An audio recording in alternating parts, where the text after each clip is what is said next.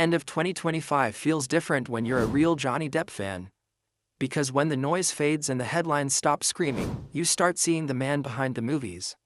The pain behind the performances. The silence after the chaos. This isn't just a story about fame or controversy, it's about survival. About a boy who grew up broken, a star who was built up and torn down, and an artist who kept going when the world turned its back. If you've watched all his films, loved his characters, and still stood by him, this story isn't gossip, it's personal. As a true fan, when you look back honestly, Johnny Depp's struggles didn't begin with fame, they began long before the cameras ever found him. He was born in 1963 in Kentucky and grew up in a household that was unstable and often difficult. His family moved constantly, which meant he never really had roots, never had the kind of safety most children depend on. Later in life, Johnny himself spoke openly about how those early years shaped him, how chaos became normal, and how art became his escape. When his parents divorced during his teenage years, it hit him deeply. That moment is important because it explains so much of the man he would become: sensitive, withdrawn, and deeply emotional beneath a tough exterior. Music came before acting. That's a real, documented fact fans often forget. Johnny wanted to be a musician, not a movie star. He dropped out of high school to pursue music seriously, moving to Los Angeles with dreams that had nothing to do with Hollywood fame. Acting entered his life almost accidentally after meeting Nicolas Cage, who encouraged him to audition. His early roles weren't glamorous, and even when success arrived with 21 Jump Street, Johnny didn't feel victorious. He felt trapped. He has said many times that becoming a teen idol made him uncomfortable, even miserable. Instead of celebrating, he felt boxed into an image that didn't represent who he was. This is where his first real industry struggle began. Rather than taking safe roles that guaranteed fame and money, Johnny deliberately chose unusual, risky characters. This wasn't a publicity move, it was a creative survival instinct. Films like Edward Scissorhands, Ed Wood, and later Donnie Brasco weren't obvious hits at the time. They were emotional, strange, sometimes misunderstood, but as fans, we know those roles weren't random. They reflected someone who felt different, who never quite fit in. Johnny wasn't trying to be Hollywood's favorite, he was trying to stay true to himself in an industry that punishes individuality. Throughout the 1990s, his personal life was often discussed more loudly than his work. Relationships with well-known figures became tabloid material, and while the media framed it as chaos or rebellion, Johnny himself often spoke about intensity and emotional honesty. He didn't hide that he felt things deeply, sometimes too deeply. This emotional openness made him compelling as an actor, but it also made him vulnerable in real life. Fame amplified everything: love, pain, mistakes, and there was very little space to heal privately. His longest period of stability came during his relationship with Vanessa Paradis. This isn't speculation, it's something both have acknowledged publicly. During that time, Johnny became a father, stepped back from Hollywood's constant spotlight, and spoke about valuing privacy and family above fame. Many fans noticed a calmer version of him during those years, yet even then, the pressure of being a global star never disappeared. Pirates of the Caribbean brought massive success, but it also tied his image to a single character in the public mind. While fans loved Captain Jack Sparrow, the industry began to define him by it, sometimes overlooking the depth of his broader career. As the years went on, financial and professional pressures increased. This part of his story is often oversimplified, but the reality is more complex. Johnny was supporting a large team of employees, legal obligations, and personal expenses that came with decades of fame. Court documents later revealed that his finances were under strain, not because of a single factor, but because of years of accumulated obligations and mismanagement disputes. This wasn't the story of reckless excess alone, it was the story of someone who trusted people and systems that didn't always protect him. Then came the period that changed everything: the public allegations, lawsuits, and media storm that followed. It's important to be precise here. In 2020, Johnny lost a libel case in the UK related to a newspaper article. That loss had immediate professional consequences, including losing roles. Many studios distanced themselves quickly.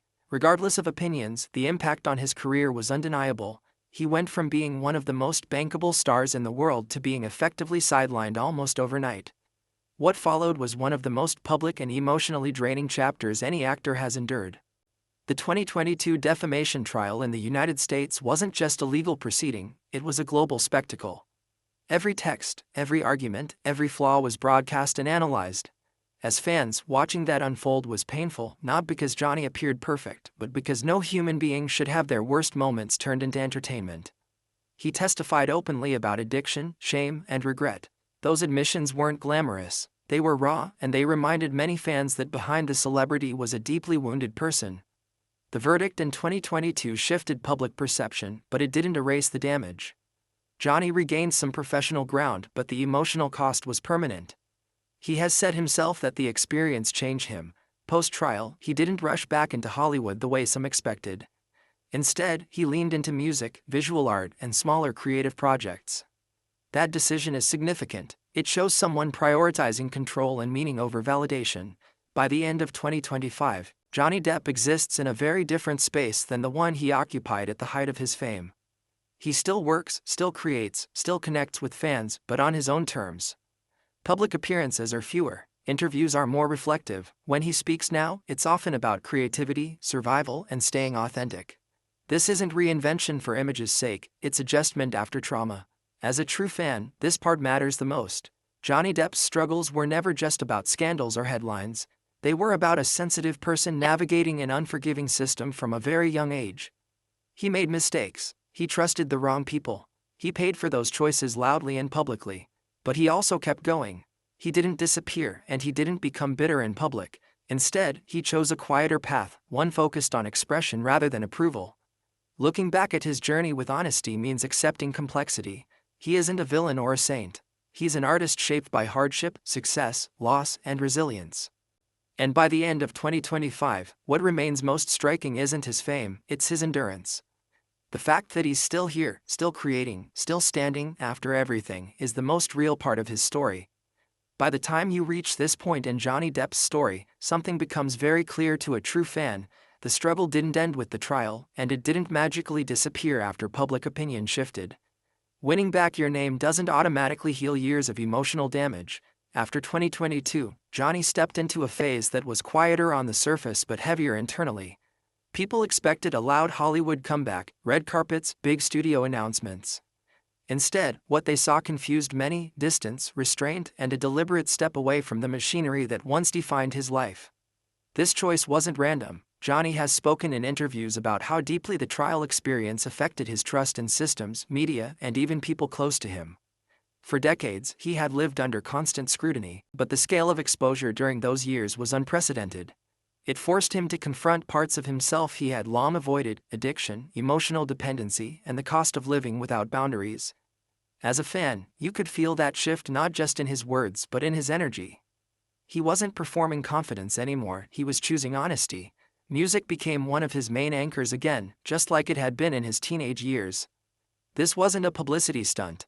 He toured with Jeff Beck before Beck's passing, and after that loss, Johnny spoke openly about grief and gratitude.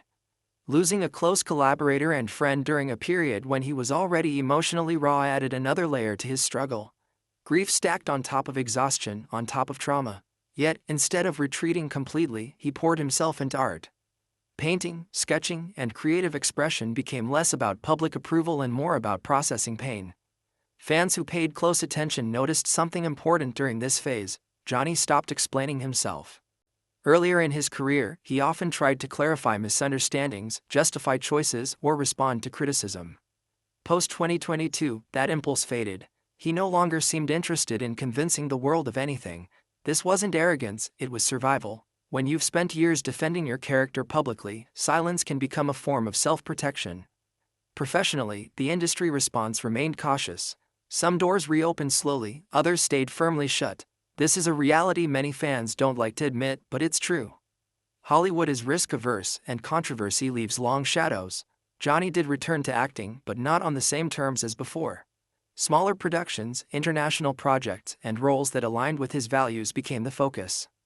This wasn't a fall from grace, it was a recalibration. He chose projects that gave him creative agency rather than box office guarantees. Financially, his life also shifted. Court records and public statements showed that years of legal battles had taken a toll. Instead of hiding this reality, Johnny addressed it openly, acknowledging poor advice, misplaced trust, and the consequences of being too generous and too hands-off with money. This honesty resonated deeply with fans because it humanized him further. It reminded people that wealth doesn't protect you from mismanagement or betrayal, it can sometimes attract it. One of the most overlooked aspects of his struggle is how it affected his identity as a father. Johnny has always been private about his children, but he has consistently expressed that fatherhood changed him more than fame ever did. During the most chaotic years, being physically and emotionally present became harder. Distance, legal pressure, and public narratives created barriers that no parent wants. While details remain private, and rightly so, the emotional weight of that responsibility is something fans can sense when he speaks about family with careful, measured words. By 2024 and into 2025, Johnny's public image had settled into something unfamiliar but authentic. No longer the eccentric Hollywood rebel or the untouchable superstar, he appeared as an aging artist who had been bruised by life but not destroyed by it. Interviews became reflective rather than defensive. When asked about the past, he didn't rewrite it or romanticize it. He acknowledged mistakes without self-flagellation and spoke about accountability without self-erasure. That balance is rare, especially in a culture that demands either perfection or destruction. As a true fan, this phase hits differently, because it forces you to let go of the fantasy version of Johnny Depp, the larger-than-life pirate, the untamed rock star, the misunderstood genius, and accept the reality of a man who has lived too much, too fast, for too long. His struggles weren't isolated incidents, they were cumulative. Childhood instability, early fame, emotional intensity, substance dependence, public relationships, legal warfare, all of it stacked over decades. Expecting him to emerge unchanged would be unrealistic. Another real aspect of his journey is how fame affected his sense of safety. Johnny has talked about feeling watched, misrepresented, and sometimes hunted by narratives he couldn't control. After everything that happened, reclaiming privacy became a priority rather than a luxury. Living more quietly, traveling selectively, and limiting access to his personal life weren't signs of defeat, they were boundaries finally being enforced. For someone who spent most of his life exposed, that shift was necessary. Critics sometimes frame this quieter phase as fading relevance, but fans see it differently. Relevance has never been Johnny's driving force. Authenticity has, and by the end of 2025, authenticity looks like fewer interviews, more intention, and a focus on creative fulfillment rather than applause. It looks like choosing peace over chaos, even if that peace comes with loneliness.